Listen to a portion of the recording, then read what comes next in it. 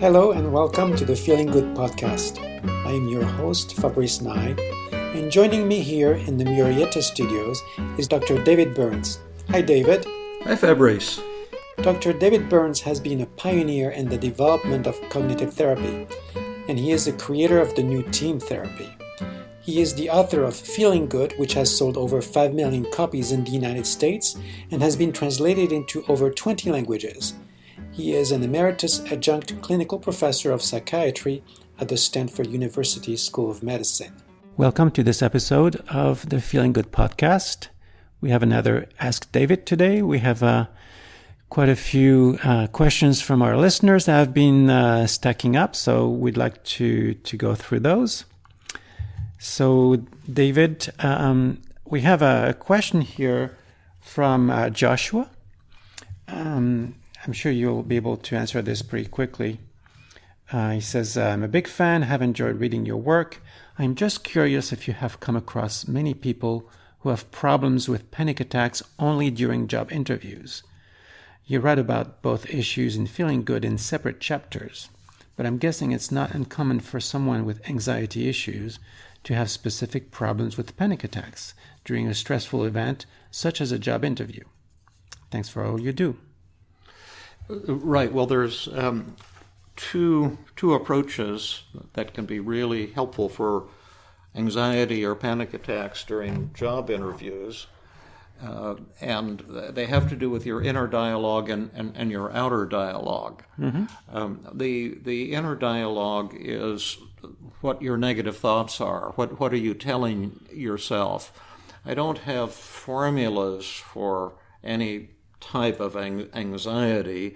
I treat people individually because we all have our own individual negative thoughts, and the daily mood log is a great way to look at that. What is the event, my upcoming job interview? What are my emotions? How strong are they? I'm panicky, 80, feeling inadequate, 90, discouraged, 70, whatever they are. And then what are your negative thoughts? What are you telling yourself? And for everyone, it will be different. If it's a panic attack, you may be telling yourself, "Oh, I might freak out and go crazy during the interview, or I might faint and pass out, or it may be a performance anxiety type of thing.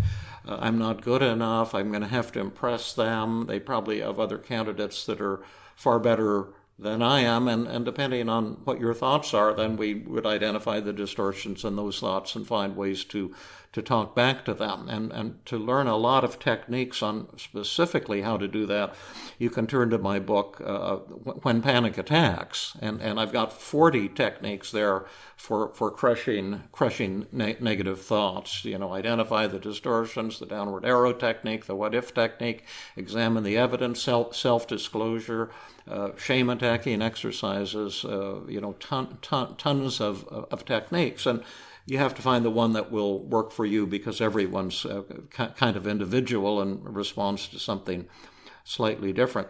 With regard to the external dialogue, we've had, I think, really great podcasts on this, The Secret of Successful Job Interviewing. And you can listen to that podcast. Maybe we can find it and link to it in the show notes if you go to feelinggood.com and find the show notes. But essentially, the mistake that most people make on job interviewing is trying to impress the interviewer. And that rarely works. Interviewers are interested, well, they're interested in you and your qualifications, but they're really interested in themselves.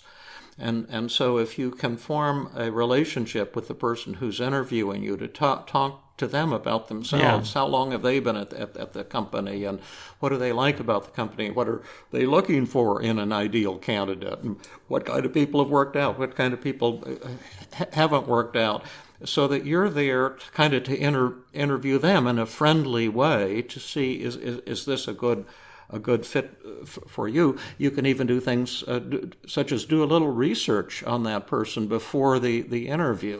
Let's say you're going to some kind of school and you're applying to be a teacher or some such thing, and you might see, well, they have a new program specially designed for kids with blah, blah, blah problem. it's some innovative thing they're doing. You can say, wow, I've been following your work and your new program on blah, blah, blah. I was excited about it. Tell me about it. I'm so happy to talk to you because I'm interested in what you're doing. And then suddenly they see you're interested in them. You're a good egg. They decide you're a good egg too. And you go to the top of their list of who they want. It's not an unusual suggestion for job interviews. I think in this question, I think this happens also quite often in the questions that are being submitted to you, is that Joshua imagined that his situation is pretty unique.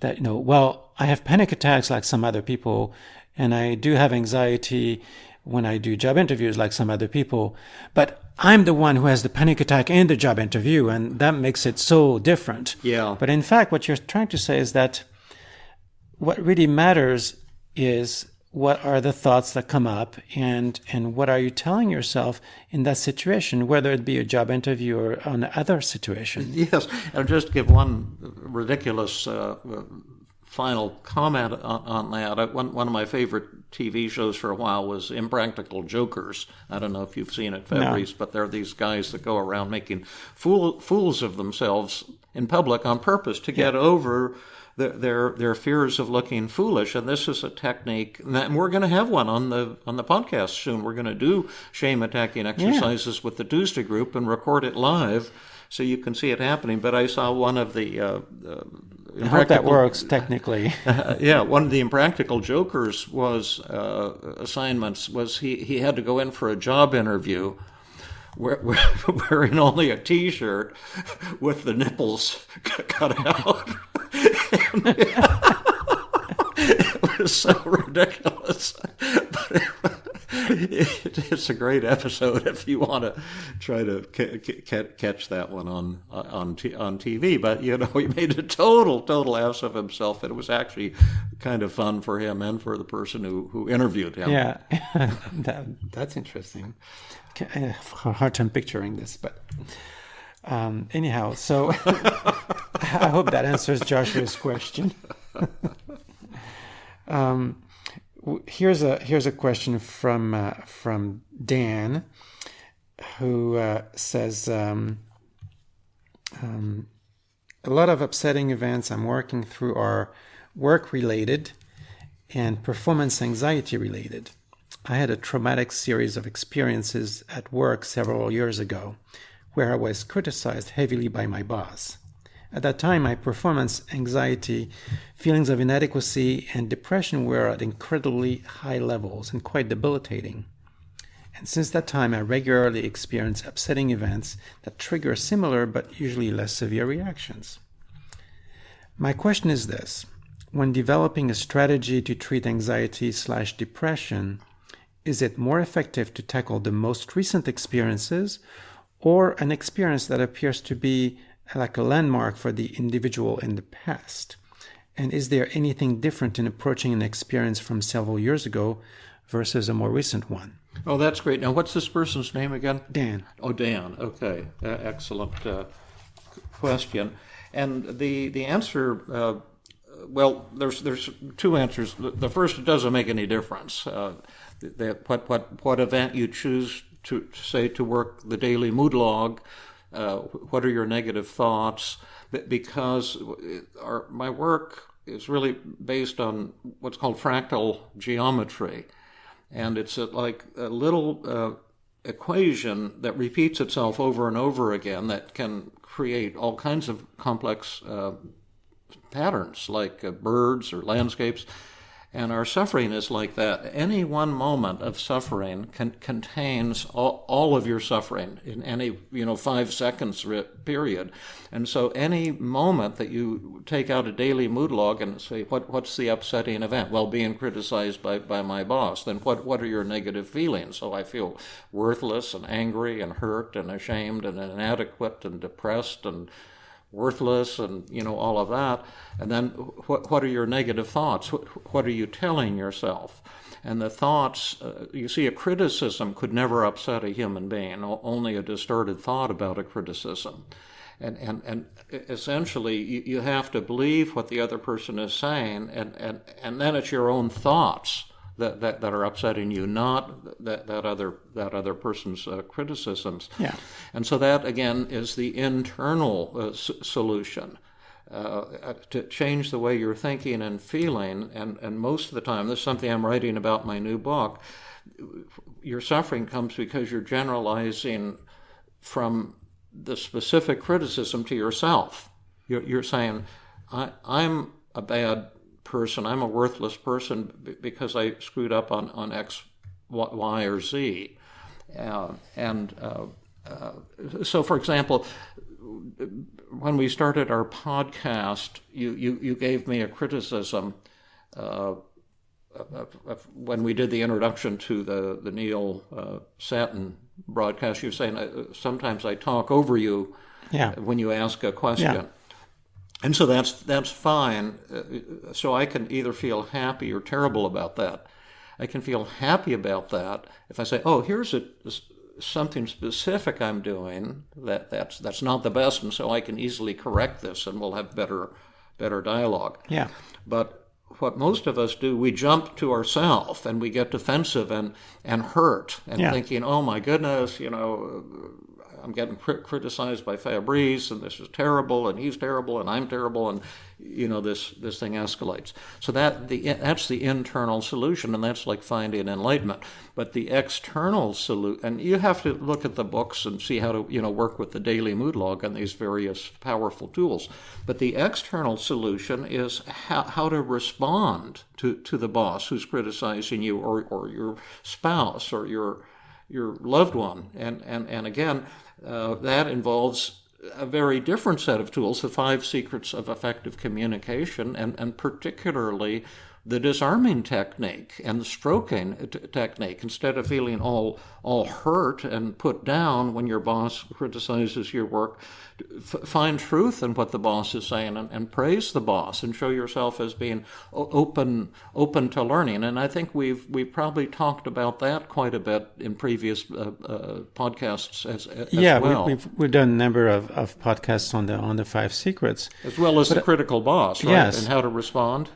But I think that this brings up a good point, because the B in CBT is behavioral.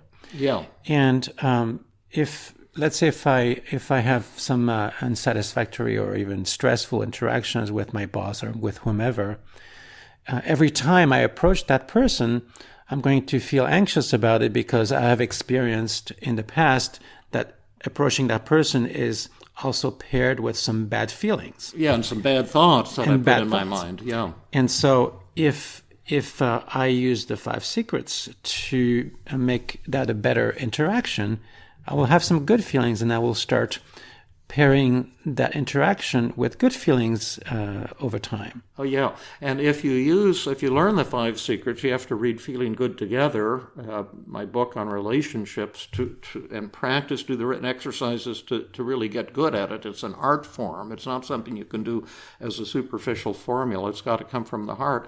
But it's so easy to convert almost any conflict into a joyous, wonderful interaction. If you're internally enlightened, so you're not feeling like you have a self that's threatened, and then if you respond with warmth, with respect, with the disarming technique, that person who's criticizing you may actually have bad relationships with many people, may come across in a kind of a hostile way. And most people get defensive. And if you respond with the disarming technique and stroking and warmth and openness, that person often will just come to value you tremendously. And so your worst relationship becomes actually one of the most enjoyable. I know this is true. And actually, let me ask a question of my own here, because I teach this to a number of my clients, and many of them really get it, and we do some practice, and they get good at it. And what happens is that they tell me, well, when we do this on paper, I get an A+ on my response, and then I go and meet my boss or my loved one or my kid, and then I just lose it. Yeah, So absolutely. how do you get over that? You've got to do the role play practice after you've gotten to where you can do this on paper, write a killer response, something really fantastic. Then you have to practice, have a family member or a colleague or your therapist attack you the way the boss attacks you, and then practice with the five secrets, and then get a letter grade. Was it an A, a B, a C? What did you do right? What did you do wrong? And how can you improve it? And we had a podcast on that just a few weeks ago, showing how we did that with the people in the training group at Stanford. I don't know. Do you want to illustrate it with a role play right now, with a criticism and a disarming response? Well, I think that can be on the scope of today's podcast. Yeah. But yes, you've got to practice, because it's kind of like learning to dance. You might say, oh, okay. You could start out by watching great dancers. You could read about dancing. You could get the instructions to the dance steps, and then you can practice them in some formal exercise.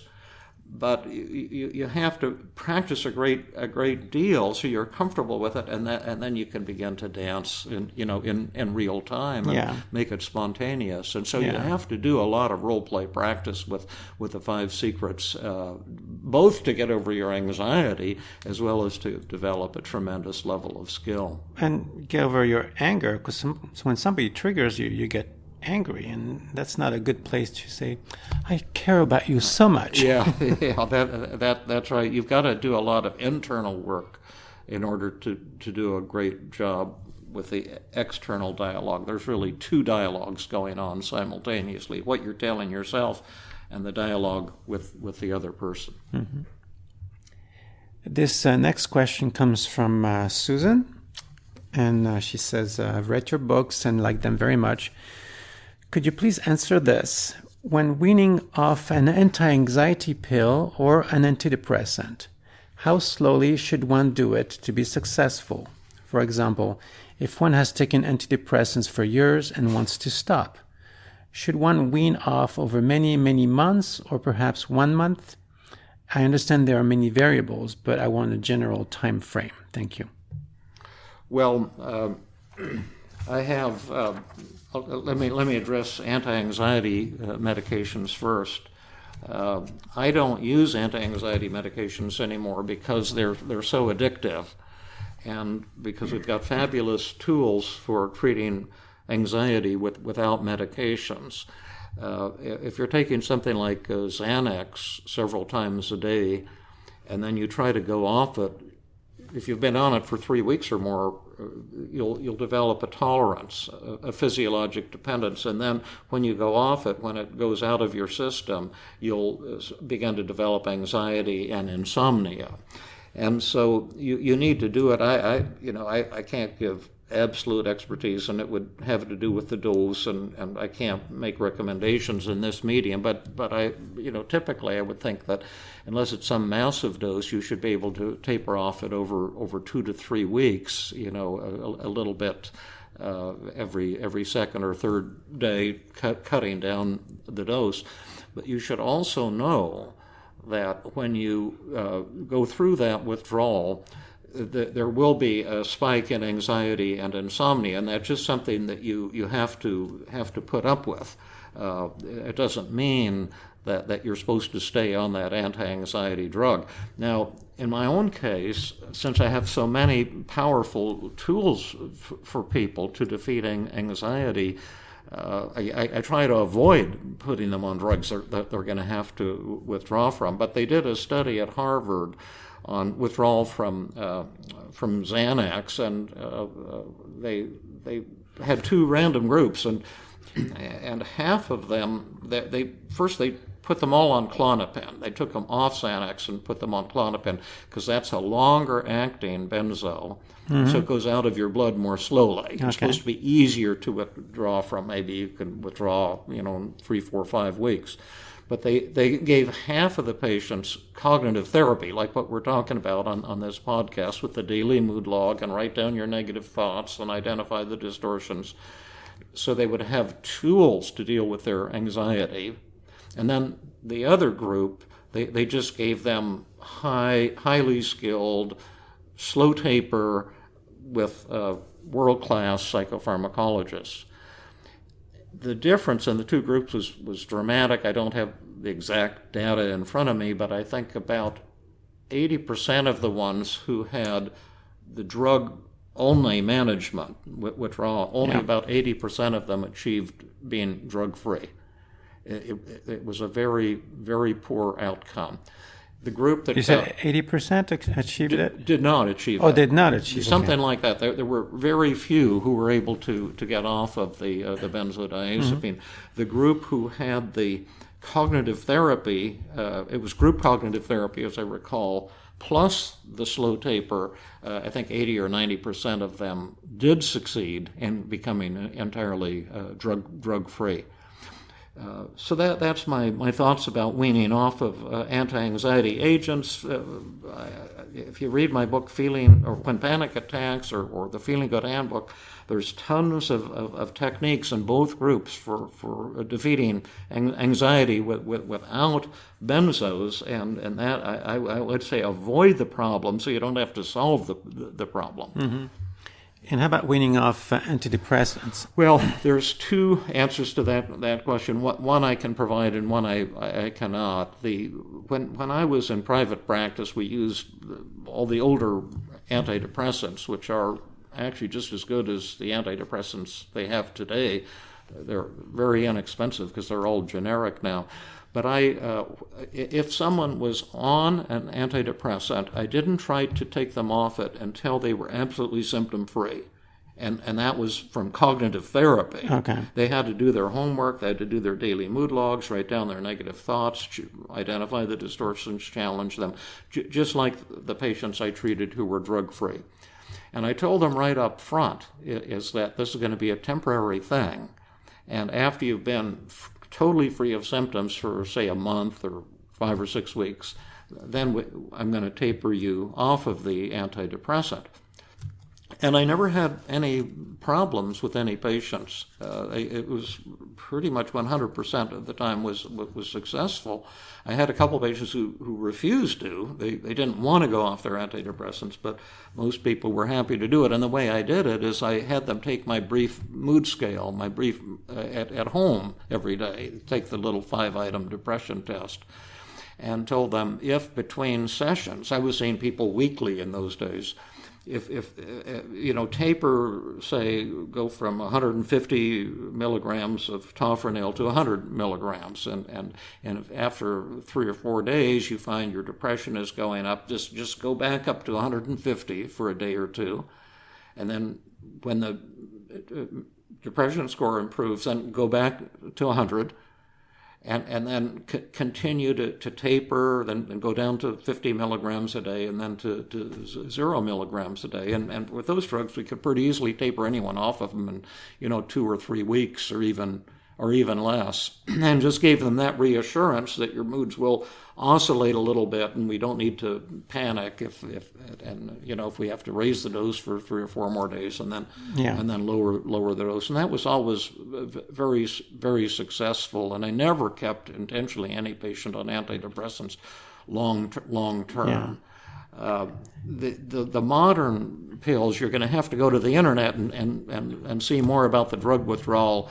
The new SSRIs and other new antidepressants are vastly more powerful in glomming onto brain receptors than the ones that we had. They're not more effective. They're not more powerful antidepressants, but they have more potent effects on the brain. And so when you go off of them, some of them it's much more difficult to withdraw. People talk about getting electric shock side effects and various bizarre experiences when they're trying to taper off of these medications. And so a longer period of withdrawal may be required, and more supervision by your doctor.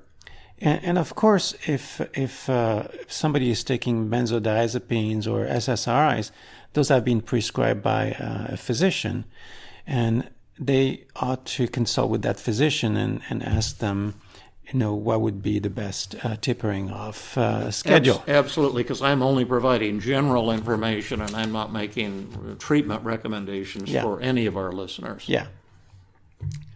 Very good. We have a question here from Ross. who's talking about triggers. He says, what are your thoughts on the concept of being triggered? It's a commonly used term in the therapy world. On one hand, I can appreciate that individuals may initially prefer to avoid situations that trigger their anxiety. However, that also looks like avoidance.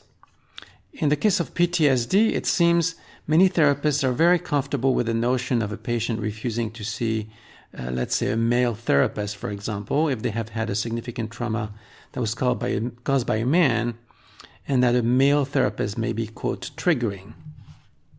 This seems reasonable that they may have an aversion toward men prior to treatment.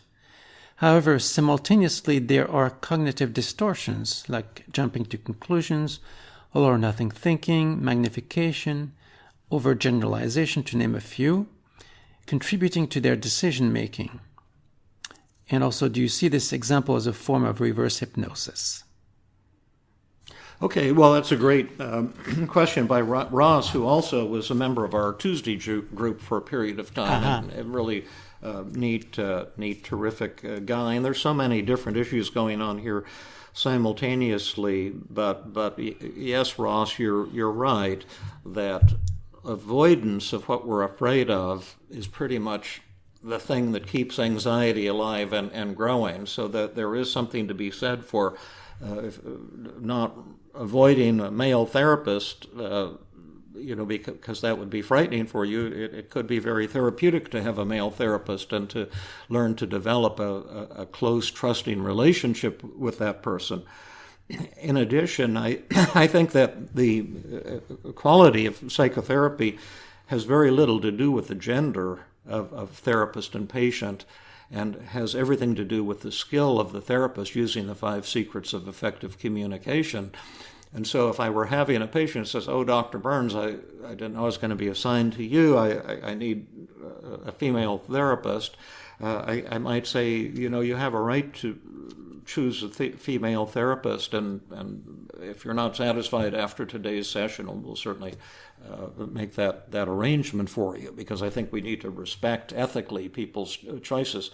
But then I would say to the patient, tell me a little bit more about that, and what are some of the experiences that you've had and the feelings that you're concerned that I, a male therapist, would not be able to understand or provide warmth or compassion or empathy or support, and what are some things that you might be afraid to share, and what have been some of your negative experiences with men in the past. And as the patient opens up, and to make that a very safe and rewarding therapy session, I have found that in most cases the person says, "Oh, I think you're the one I want to work with." I'm not a believer that there's some kind of inherent issues between men and women, and that selection of the gender of the therapist is going to be terribly important, because you've got male therapists who have very poor therapy skills. I hate to say it, but it's true. And you have women therapists who have very poor therapy skills. And to me, the skill, the compassion, the gentleness of the therapist is what's going to make or break the success of the therapy. Okay. Do you have anything to add to that, or well, loony what I'm saying? I was wondering if Ross's question was more specific about male versus female therapist, or if it was more about triggers. But I'm not sure about that. So we all have everyone who's anxious has something that triggers your anxiety, and one of the powerful, necessary techniques in recovery from anxiety is to confront the thing that you're afraid of. Yeah. And if you don't confront what you're afraid of, I think it's virtually impossible to be cured of any form of anxiety. Yeah. Here's a question from Sumit. I've been suffering from what I feel like endogenous depression, a term I came across in your book, Feeling Good, because I could not possibly figure out any trigger for my problem. Is the team CBT equally effective in such scenarios, or is it more applicable for people who seem to have a trigger for their anxiety or depression? The term endogenous depression used to be quite popular, and I no longer give it too much credibility, and I don't think research has given it much credibility either. The concept was kind of appealing that depression can kind of come from out of the blue, a kind of chemical imbalance depression, endogenous depression that has nothing to do with external events or negative thoughts. And then you've got exogenous depression, which is a reaction to something bad that happened, like a trauma or being diagnosed with cancer, like as in one of our recent podcasts, the therapy with Marilyn. But in all of these cases, negative thoughts are going on. I've seen 35,000 therapy sessions with patients with all kinds of depression, and I've never once had a patient who didn't have distorted negative thoughts when they're depressed. And the idea of looking at those thoughts, identifying the distortions, and talking back to them is very powerful, regardless of whether you think it's endogenous or exogenous. Also, the new positive reframing techniques we've developed are extremely powerful. I would say in general, though, that the more a depression is based on some horrible external event, that the easier sometimes the treatment is, even if that external event was something that happened in childhood. And sometimes the more severe patients are ones who can't put their finger on any specific thing right now that's depressing them. They're just unhappy with everything. They've been thinking in negative ways. They've been depressed for decades. And sometimes they're actually, a bit more challenging to treat. Sometimes therapists diagnose them with what's called borderline personality disorder. But even those patients can be helped, and tremendously. So are you telling to Sumit, actually, no, you're wrong. There is some underlying, cognition. Yes. If you wake up in the morning and you're just totally out of absolutely. So pull out energy. Just put waking up in the morning and circle your negative feeling on the daily mood log. That's the event. Circle your negative feelings and then write down your negative thoughts, and just make up some negative thoughts. You don't have to be terribly. Just make up some negative thoughts, number them, and how much you believe each of them, and you'll be ready to go to work. Mm-hmm. Okay. All right. Well, I think this concludes our podcast. Okay, great. Thank you, Fabrice. This has been another episode of the Feeling Good podcast. For more information, visit Dr. Burns' website at feelinggood.com, where you will find the show notes for this podcast under the blog page, and where you can leave your comments and questions. The website has an abundance of resources for therapists as well as non-therapists, including books, workshops, a list of online training groups around the world, and much more. Theme music is Gypsy Jazz in Paris, 1935, composed and performed by Brett Van Donsel. I am your host, Fabrice Nye, and I invite you to join us next time for another episode of the Feeling Good podcast.